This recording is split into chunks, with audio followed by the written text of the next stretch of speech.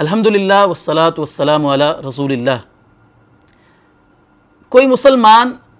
کتنا متقی اور کتنا نیک ہے، اس کا اندازہ اس کی خلوت اور اس کی تنہائی سے ہوتا ہے۔ بعض لوگ بظاہر تو بڑے دیندار اور بڑے عبادت گزار ہوتے ہیں، لیکن وہ اپنی تنہائی میں اور اپنی خلوت میں خود کو گناہوں سے نہیں بچا پاتے۔ ایسے لوگوں کے ساتھ قیامت کے دن کیا ہونے والا ہے،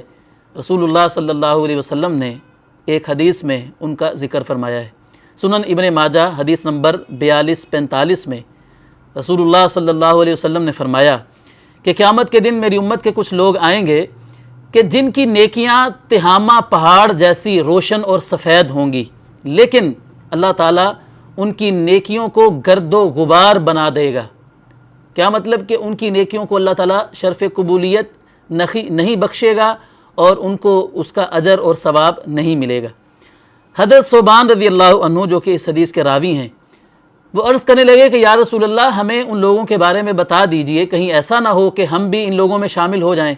ہمیں ان لوگوں کے بارے میں بتائیے کہ وہ کون سے لوگ ہیں کہ جو پہاڑوں جیسی نیکیاں بھی لے کر آئیں گے، لیکن اللہ تعالیٰ ان کی نیکیوں کو گرد و غبار بنا کر اڑا دے گا، ان کی کوئی قیمت اور کوئی مول ان کا نہیں پڑے گا۔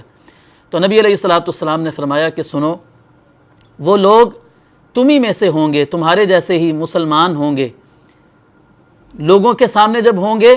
تو وہ بڑی عبادت کرتے ہوں گے، رات کو وہ تہجد بھی پڑھتے ہوں گے، لیکن جب وہ تنہائی میں ہوں گے، خلوت میں جاتے ہوں گے اور ان کو گناہ کا موقع ملتا ہوگا تو وہ گناہ کا ارتکاب کرتے ہوں گے۔ تو اس حدیث مبارکہ سے پتہ یہ چلا کہ تنہائی میں گناہ کرنا یہ اللہ تعالیٰ کو نہایت ناراض کرنے والا ہے، اور یہ ایک ایسا عمل ہے جو بندے کی عبادت کو ضائع اور برباد کر کے رکھ دے گا۔ کہ ایک شخص لوگوں کے سامنے تو بڑا نیک ہے، لیکن تنہائی میں گناہ کرتا ہے، تو اللہ تعالیٰ اس تنہائی کے گناہ کی وجہ سے اس کی ساری عبادتوں کو، ساری اس کی نیکیوں کو وہ ضائع اور بیکار